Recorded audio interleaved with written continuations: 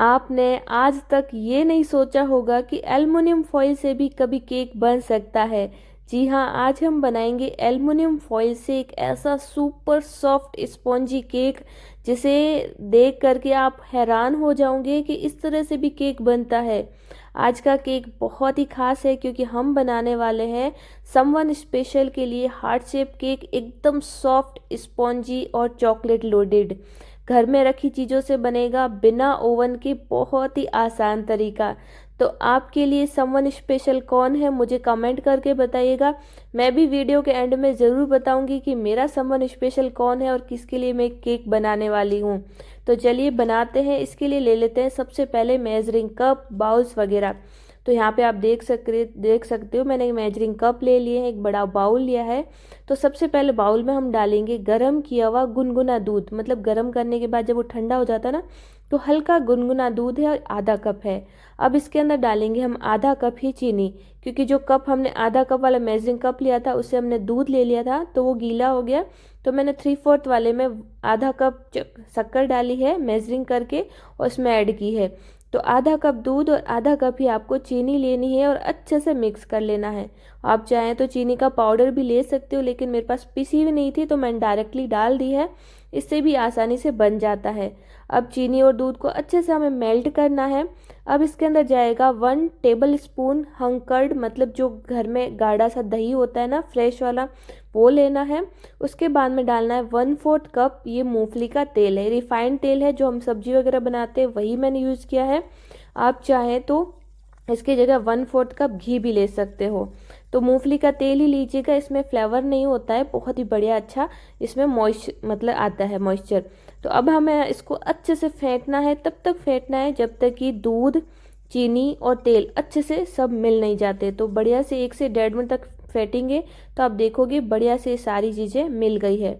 अब मैं इसमें थोड़ा सा चॉकलेटी फ्लेवर देने के लिए मैं डाल रही हूँ इसमें चॉकलेट सिरप, 2 छोटे चम्मच जितना। अगर आपके पास है तो डालें, लेकिन अगर नहीं है तो बिना इसके भी बना सकते हैं, या फिर 1 छोटा चम्मच कोको पाउडर यूज़ कर लीजिएगा। तो मैं हल्का सा चॉकलेटी फ्लेवर देने के लिए मैंने इसमें डाला है। अब इसे भी अच्छे से मिक्स कर लेंगे विस्कर से। अब इसके अंदर फ्लेवर डालेंगे। यहाँ पे मैं डाल रही हूँ वनीला एसेंस, 1 छोटा चम्मच। अगर आपके पास फ्लेवर है तो डालें, अगर नहीं है तो सिंपली इलायची पाउडर डाल सकते हो, बढ़िया सा फ्लेवर आता है उससे भी। अब जाएगा इसके अंदर आटा, तो मैंने डाला है 1 कप मैदा। इसके अंदर जाएगा 1 teaspoon baking soda, half tea spoon baking soda, sorry, 1 teaspoon baking powder था, गलती से बोल दिया, और half tea spoon baking soda. Measuring जो भी मैं बता रही हूँ वो आप नोट कर लें, ये मेजरमेंट एकदम फिक्स है, आंख बंद करके भी आप इसे बना सकते हो। एंड में मैंने डाला था 1 चुटकी जितना नमक, और सभी चीज़ों को अच्छे से मिक्स कर लेंगे। इंग्रेडिएंट सारे ही मैं कैप्शन में डाल दूंगी, वहाँ जाके आप चेक कर लीजिएगा, और उसी तरह से आप बनाओगे ना तो आप भी ये परफेक्ट और एकदम स्मूथ केक घर पे बना सकते हो। क्योंकि अक्सर हम लोगों के लिए, जो हम मिडिल क्लास के लोग हैं, हमारे पास ओवन नहीं होता है, और ये केक एकदम जुगाड़ू तरीके से है। वैसे भी मैं सारे जो केक बनाती हूँ जुगाड़ू तरीके से ही बनाती हूँ, कुछ भी ओवन वगैरह नहीं यूज़ करती हूँ, नहीं बाहर से कुछ स्पेशल लाती हूँ। अब देखिए सारी चीज़ों को हमने अच्छे से मिला लिया है और सारी चीज़ें हमारे एकदम परफेक्ट है, ना तो हमें स्पेशल कुछ भी अलग से डालना है। जो भी मेज़र हमने डाला था ना वो एकदम परफेक्ट है और एकदम परफेक्ट इससे बैटर बन गया है। अब क्या होता है ना, जब हम केक बनाते हैं तो इसका जो मेन लेयर होती है वो कई बार ड्राई होती है, तो लोग इसमें शुगर सिरप डालते हैं बना के, लेकिन मैं शुगर सिरप नहीं बनाती हूँ, नहीं डालती हूँ। तो मैंने इसके अलग से 1 टेबल स्पून और दूध डाला है, जो गर्म किया हुआ था ना वो। इससे क्या थोड़ा सा ही और लिक्विड फॉर्म में आ जाएगा और थोड़ी सी सॉफ्ट रहेगी इसकी लेयर। मतलब अगर पूरा दिन भी पड़ा रहेगा, 2 दिन भी पड़ा रहेगा ना, तो इसकी जो लेयर होगी जो चॉकलेट केक की, ये ड्राई नहीं होगी।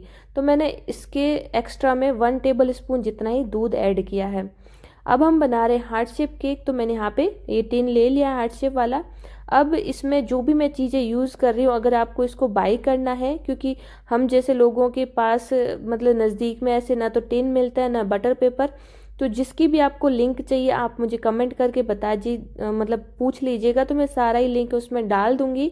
तो बटर पेपर अगर आपके पास नहीं है तो उसकी लिंक में मैं डाल दूंगी, अगर आपको ऐसा मोल्ड चाहिए हार्ट शेप वाला तो वो भी मैं डाल दूंगी। तो यहाँ पे हमने हार्ट शेप को अच्छे से, जो हमने मोल्ड लिया था, अच्छे से ग्रीस कर लिया है तेल से। उसके ऊपर बटर पेपर डाला है, उसे भी अच्छे से ग्रीस कर लिया है। अब सारा ही बैटर हम इसके अंदर डाल देंगे। बैटर डालने के बाद हल्का सा टैप कर लेंगे ताकि जो बैटर है अच्छे से सेट हो जाए। टीन इतना लीजिएगा कि उसका 3/4 हिस्सा खाली रहे, क्योंकि जब केक बेक होता है तो फूलता है। तो अब हम यहाँ पे एल्युमिनियम फॉइल का यूज़ लेने वाले हैं। तो अगर आपने देखा है तो इससे पहले मैंने जब भी केक बनाए थे तो मैंने बाटी कुकर में ही बनाए थे, लेकिन क्या हुआ था उस टाइम कि बाटी कुकर में जो जाली होती है ना, उसमें से डायरेक्ट आंच लगती है। तो उस वजह से क्या होता है ना, जो केक होता है उसके कॉर्नर्स और नीचे वाली लेयर ज़्यादा सिक जाती है, मतलब थोड़ी हार्ड हो जाती है। तो इस बार मैंने एल्युमिनियम फॉइल का यूज़ लिया है। इससे क्या होगा, डायरेक्ट आंच नहीं लगेगी। जैसे कि ओवन होता है इलेक्ट्रिक, उसमें चारों तरफ से आंच लगती है, वैसे ही इसी में आंच लगेगी। तो आपको भी एक बड़ा सा एल्युमिनियम फॉइल का टुकड़ा लेना है और मोल्ड के नीचे रखना है, और इस तरह से रखना है कि आंच डायरेक्ट नहीं लगे। वैसे तो बिल्कुल धीमी आंच में ही पकता है, लेकिन अगर हम इस तरह से रखेंगे ना बिना एल्युमिनियम फॉइल के, तो इसमें डायरेक्ट आंच लगेगी और इसकी लेयर जो है थोड़ी हार्ड हो जाएगी, साइड वाली और नीचे वाली। तो अगर हम इस तरह से बनाएंगे ना तो हमारा केक एकदम पूरी तरह से इवनली बेक होगा, अच्छे से इवनली सेट होगा, ना तो कहीं से ज़्यादा पकेगा और नहीं कहीं से कच्चा रहेगा।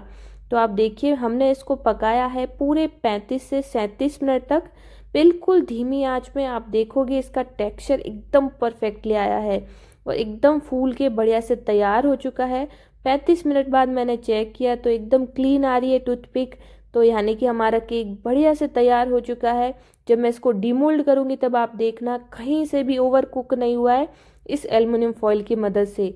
तो एल्युमिनियम फॉइल आप लगाते हो ना तो ये इवनली बेक होता है, एकदम परफेक्टली सॉफ्ट, और कहीं से भी हार्ड नहीं होता है। तो मेरे पहले वाले केक में ये मुझे दिक्कत आ रही थी, लेकिन इस बार ये भी जुगाड़ करने के बाद ये भी मेरी टेंशन ख़त्म हो गई है।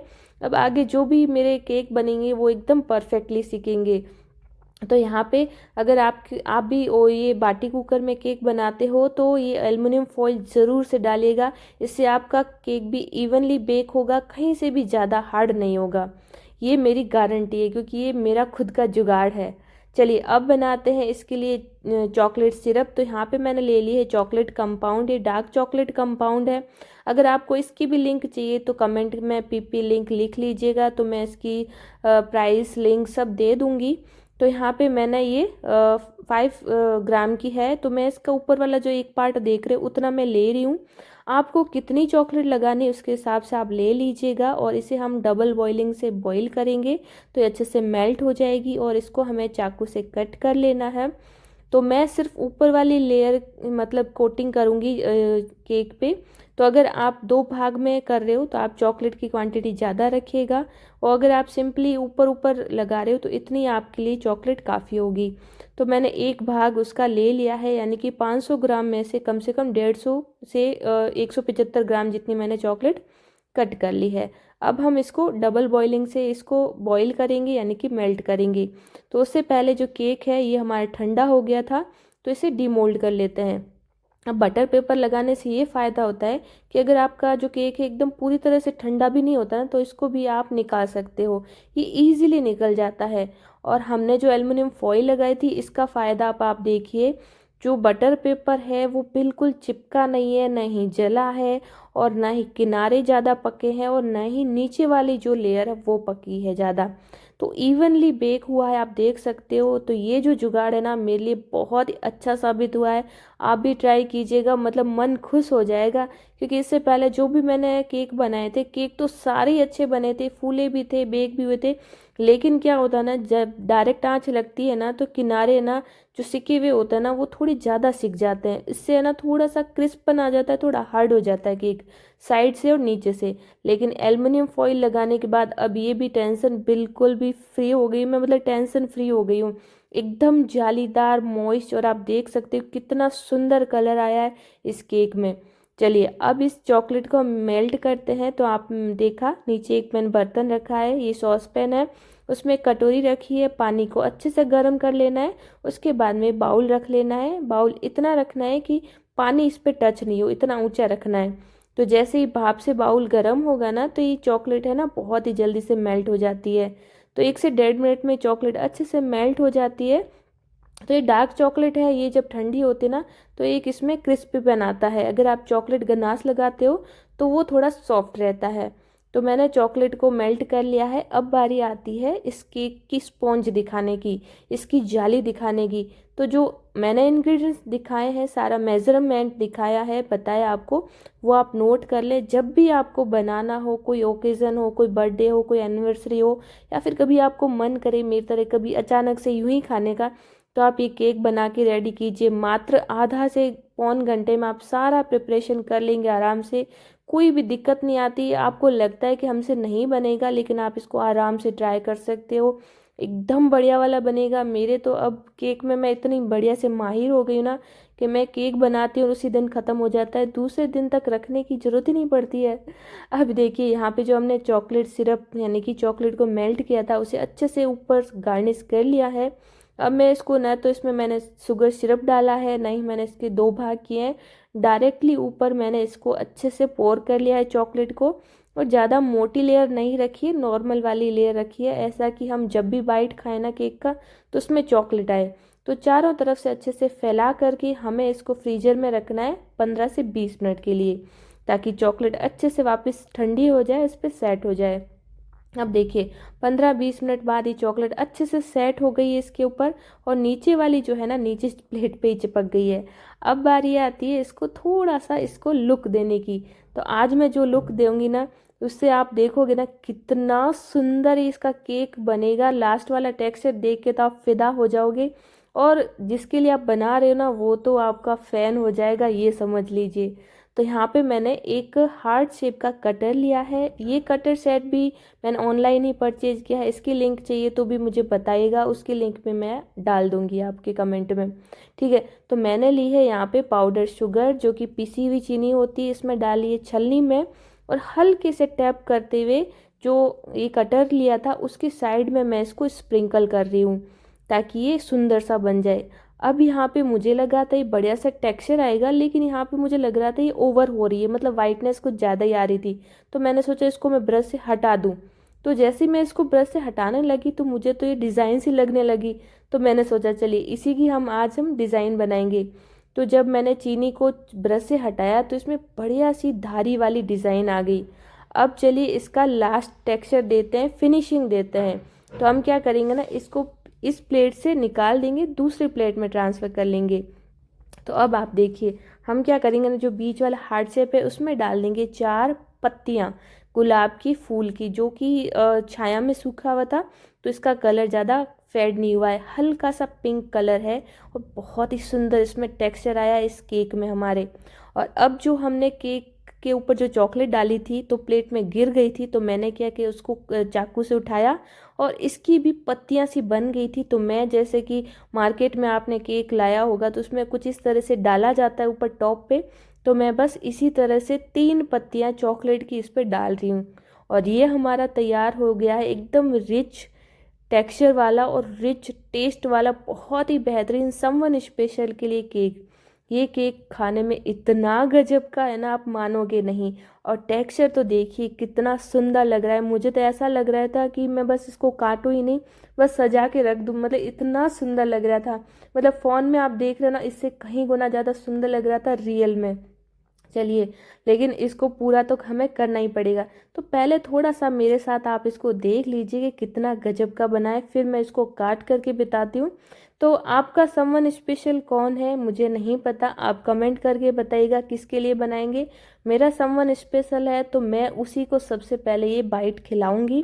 तो यहाँ पे मैंने एक पीस कट किया है। सबसे पहले आप इसकी स्पॉन्ज देखिए, इसका बेक देखिए, इसकी जाली देखिए, और इसकी ऊपर वाली कोटिंग देखिए, कितना गजब का लग रहा है।